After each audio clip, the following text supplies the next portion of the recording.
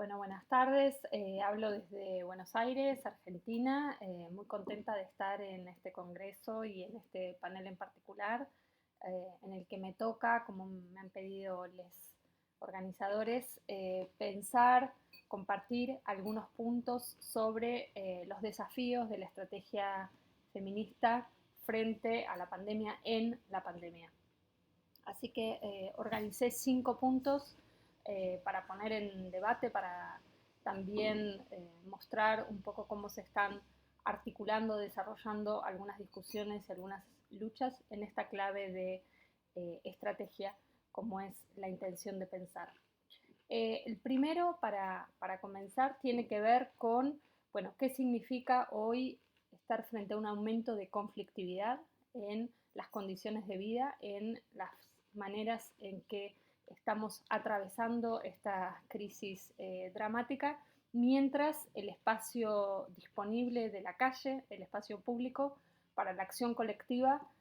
no está disponible justamente. Creo que ahí hay una cuestión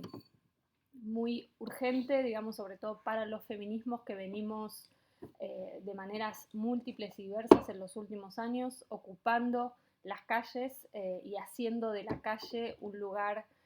digamos, de demostración de fuerza en términos masivos, y que justamente esa dialéctica entre el momento de la calle y la construcción cotidiana, las distintas organizaciones, sindicatos, universidades, eh, partidos, organizaciones comunitarias, estaba siendo, digamos, completamente trastocada por la capacidad de movilización tan contundente de los feminismos en los últimos años. Entonces, si hay algo, digamos, que ha sido caracterizado por esta nueva época, digamos, de los feminismos, tiene que ver con su capacidad tanto de movilización masiva como de transversalidad de las instancias donde esa movilización repercute, se hace fuerza, donde las consignas instaladas por el movimiento son luego traducidas y apropiadas en un montón de espacios e iniciativas políticas. Entonces, el primer punto como desafío es cómo reorganizamos las dinámicas de protesta en un momento donde la conflictividad sigue aumentando, donde la conflictividad cotidiana en los espacios de trabajo, en la calle misma, en los territorios está en aumento, y nos encontramos con esta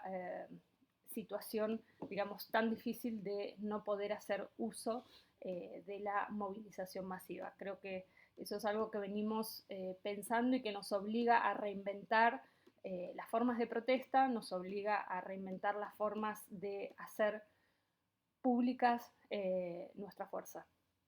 En ese sentido, el segundo punto que quería compartir es qué significa justamente el relanzamiento de la acumulación, especialmente financiera, frente a la inmovilidad de los cuerpos y la inmovilidad colectiva, por lo que decía anteriormente. Desde los feminismos también hemos venido instalando la cuestión financiera y en particular la cuestión del endeudamiento doméstico en su relación con el endeudamiento público macroestructural como la causa del empobrecimiento, como la causa de las políticas de austeridad masivas también. Entonces, esta dinámica de hiperaceleración de la acumulación y de la concentración de la riqueza frente a la inmovilidad, digamos, de las fuerzas sociales y de la capacidad colectiva, me parece que exaspera el punto anterior que decía, que es la urgencia de la protesta frente al aumento de la conflictividad y frente a la aceleración de las dinámicas de concentración de la riqueza, de extractivismo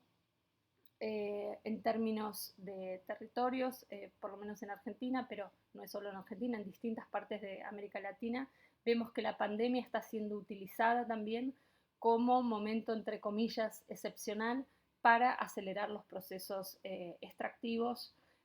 predatorios en los territorios, tanto a nivel del capital del agronegocio, como del capital inmobiliario, como del capital financiero, en fuerte interconexión. Entonces, esta nueva ola de despojos, de extractivismo, de desalojos, de quemas y desmontes acelerados, justamente pone, digamos, un desafío estratégico enorme, porque por un lado vemos una sensibilización y una politización de estos temas como nunca antes, y además una politización que se está haciendo en clave feminista. Hay una capacidad enorme de distintos colectivos y organizaciones de denunciar el avance sobre cuerpos territorios, que es el concepto que utilizamos muchísimo en América Latina para pensar esta simultaneidad de afectación del cuerpo y territorio, y al mismo tiempo una enorme, de nuevo, imposibilidad de trascender, digamos, el discurso de la crisis entendida como crisis tal como la están enunciando los medios de comunicación, tal como está apareciendo con un discurso, digamos, de tipo securitista. Entonces, esos dos puntos me parece como puntos primeros que se vinculan y que, bueno, califican de alguna manera una disputa más amplia, que es cómo se está caracterizando y con qué elementos podemos caracterizar y movilizar lo que hoy llamamos emergencia, es decir, qué elementos se ponen en juego cuando caracterizamos este momento como emergencia. El feminismo ha hecho muchísimo diagnóstico, digamos, sobre las formas de endeudamiento, sobre las formas de extractivismo, sobre las formas de empobrecimiento colectivo, y hoy lo que vemos es que ese vocabulario está disponible, son imágenes muy concretas que el movimiento feminista ha venido combinando, difundiendo, amplificando, especialmente con las huelgas internacionales, y hoy, digamos, son un archivo, pero también son un acervo colectivo para explicar cuáles son las dinámicas de acumulación, desposesión, extracción y explotación que vemos intensificarse. Esto me permite pasar a un tercer punto que quería compartir, que es que aún en este escenario, yo creo que desde el movimiento hemos tenido como objetivo demostrar que hoy también lo doméstico es un campo de batalla. Esto lo hemos visto en la manera en que se ha intensificado la explotación del trabajo doméstico reproductivo, tanto al interior de los hogares como en los territorios barriales, comunitarios, en territorios domésticos en un sentido más ampliado. También hemos visto la intensificación de las violencias hacia mujeres lesbianas, travestis, trans, no binarias y niñas en el encierro doméstico obligado por la pandemia, y también la producción de nuevas deudas, es decir, deudas por alimentos, deudas para pagar la renta, el alquiler de las viviendas, deudas por las situaciones de emergencia de salud. Entonces, esta violencia concentrada al interior del espacio doméstico, desde los feminismos la hemos estado denunciando, visibilizando, pero sobre todo creo que podemos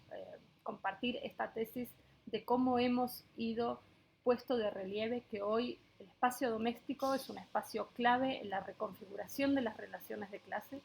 es un espacio clave de relanceamiento del capital y por lo tanto es un espacio de batalla. En este sentido, sí hay una serie de iniciativas que desde el inicio de la pandemia se están desarrollando, que tienen que ver con desde hacer ruidazos contra la violencia doméstica hasta hacer campañas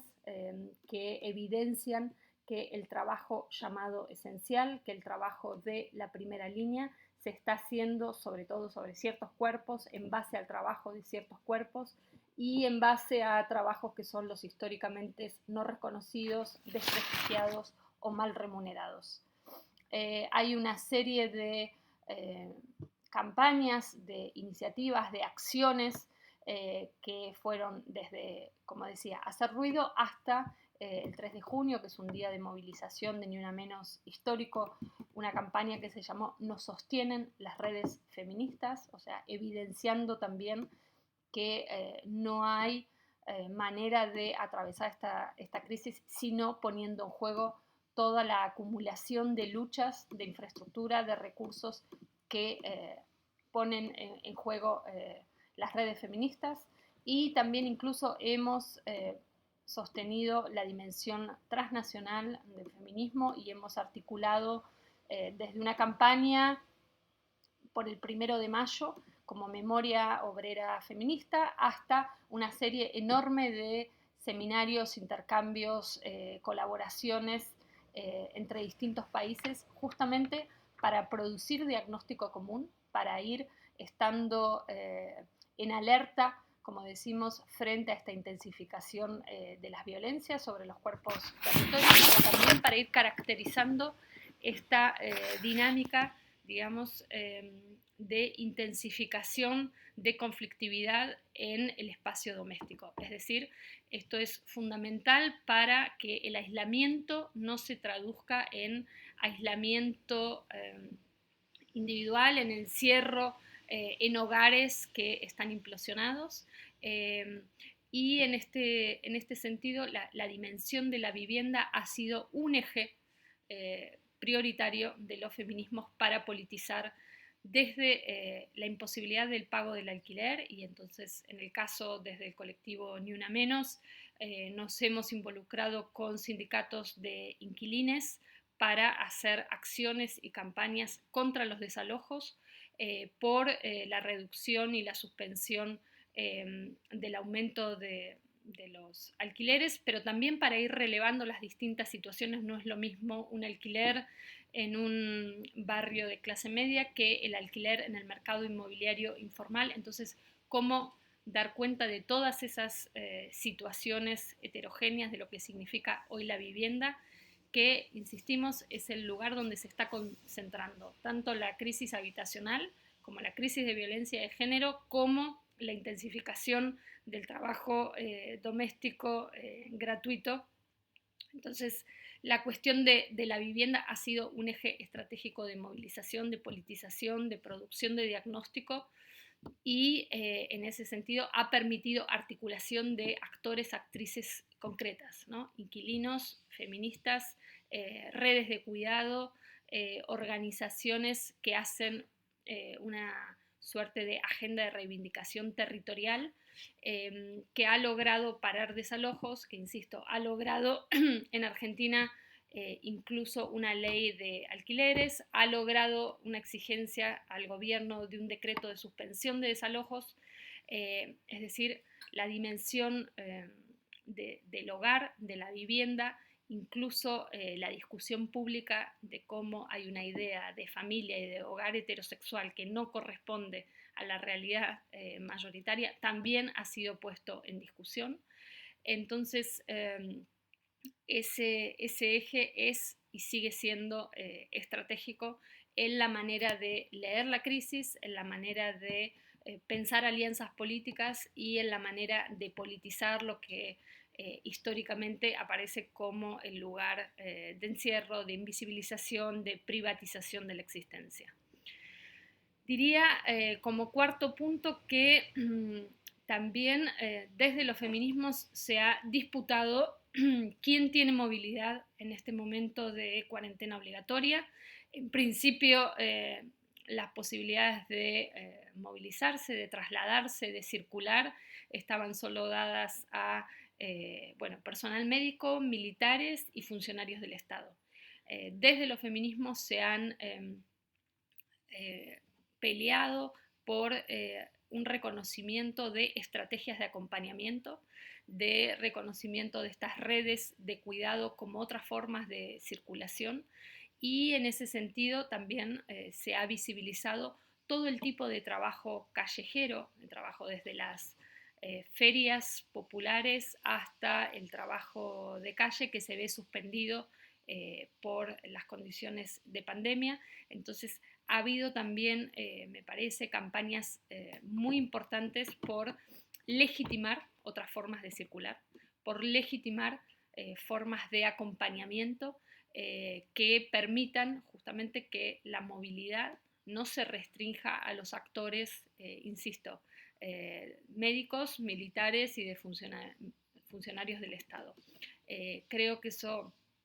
es muy importante porque desde nosotras eso implica la pregunta de quién tiene derecho a la circulación, qué movilidad está permitida y en qué sentido,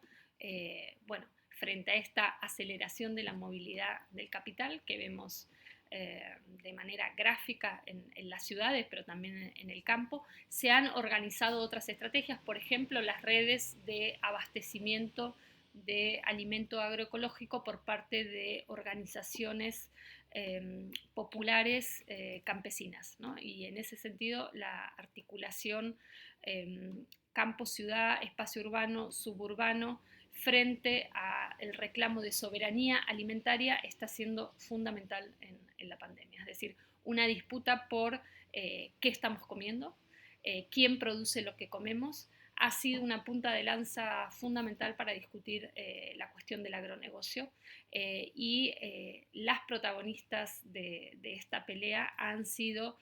compañeras de organizaciones campesinas populares que están haciendo redes enormes de distribución, que están haciendo campañas digamos, sensibilizando, por ejemplo, lo que se come en los comedores populares, en las ollas populares, porque en la mayoría los recursos que da el gobierno son escasos, insuficientes y además de mala calidad. Entonces, pasaría con esto al último punto, que es la pregunta clásica, digamos, pero que hoy se ve declinada, conjugada con esta situación, que es quién va a pagar la crisis. Insisto que desde los feminismos venimos haciendo y se ha incrementado en este momento la producción de diagnósticos, de lenguajes, de caracterización de este momento de crisis, donde la pandemia es un acelerador, pero que nos queda la responsabilidad y la urgencia de decir cómo llegamos a la situación actual. Es decir, de caracterizar este momento no como algo que surge de la nada, sino justamente caracterizar que la pandemia es el resultado de unas dinámicas que venían desarrollándose hace muchísimo tiempo y entonces visibilizar, compartir, difundir, hacer pedagogía feminista sobre esta caracterización de la crisis, sobre la intensificación de las violencias que está significando esta crisis, nos parece fundamental. Entonces, cuando decimos quién va a pagar la crisis, estamos empujando un debate y una confrontación directa con la propuesta de endeudarnos para atravesar la crisis. Esto es una propuesta que está desde, digamos, los grandes actores económicos permanentemente propuesta, es decir, que haya deuda a nivel de los hogares y deuda a nivel del Estado para atravesar este momento de empobrecimiento generalizado, de aumento de los alimentos que están dolarizados en Argentina. Lo mismo pasa con los medicamentos y esto es una realidad de toda América Latina y lo mismo pasa con el precio de la vivienda. O sea que los insumos básicos de la reproducción social en nuestro continente están dolarizados frente, además, en el caso de Argentina, de una situación económica de inflación galopante, de pérdida de poder adquisitivo de salarios, de ingresos, de subsidios. Entonces,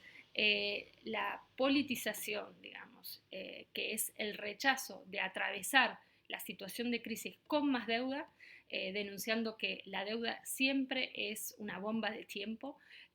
nos parece que es fundamental y estamos haciendo muchísima organización política, diagnóstico, pedagogía feminista para empujar esta discusión. En este sentido, es clave visibilizar la riqueza que está produciendo el trabajo doméstico. En Argentina se acaba de medir por primera vez la cantidad de puntos del PBI que significa el trabajo doméstico y además que se ha mostrado que es la única actividad que creció en pandemia e implica un porcentaje más grande incluso que la industria. Y es la primera vez que se tiene en términos concretos esa medición tanto en horas de trabajo como en porcentaje del PBI. Esto es gracias a que dinámicas que han hecho famosa esa frase de Silvia Federici: no es amor, es trabajo no pago, está instalada en todas las organizaciones, en todos los barrios, en todas las espacios, digamos, de redes, y justamente esa visibilización del trabajo doméstico permite mostrar que ahí hay producción de valor, que hay producción de riqueza, y que por lo tanto es ese trabajo el que tiene que ser remunerado y no endeudado. En segundo lugar, diría que la dinámica de redes de cuidado, de comunidades de cuidados, son las que han estado en primera línea y las que siguen estando en primera línea en esta pandemia. Y esas redes de cuidado y esas infraestructuras populares de cuidado se han combinado con una demanda de servicios públicos. En nuestro continente, donde los servicios públicos han sido históricamente vaciados y privatizados, hay dinámicas de autogestión al interior de los servicios públicos. Los propios trabajadores y trabajadoras de los servicios públicos en este momento están combinándose con iniciativas de autogestión, con iniciativas populares y feministas, desde el socorrismo para garantizar aborto en pandemia hasta las dinámicas de salud en los barrios, hasta la producción de protocolos de intervención en ciertos espacios.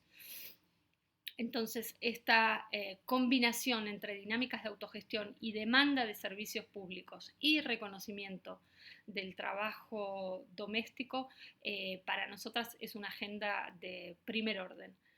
Y por último, para terminar, diría que otra de las cuestiones para nosotras estratégicas es cómo esto se articula en una agenda de detención de la extracción de rentas, es decir, detención del extractivismo financiero, inmobiliario y del agronegocio. Es decir, estas luchas que están marcando conflictos concretos respecto a la extracción de rentas conforman una agenda política del movimiento feminista en toda su diversidad, que permite componer, agrupar distintas iniciativas, pero sobre todo mapear cuáles son las urgencias y justamente producir un rechazo al endeudamiento y producir en este momento las luchas que sabemos que van a determinar qué significa ese futuro post pandemia. Bueno, muchísimas gracias y saludos desde Buenos Aires.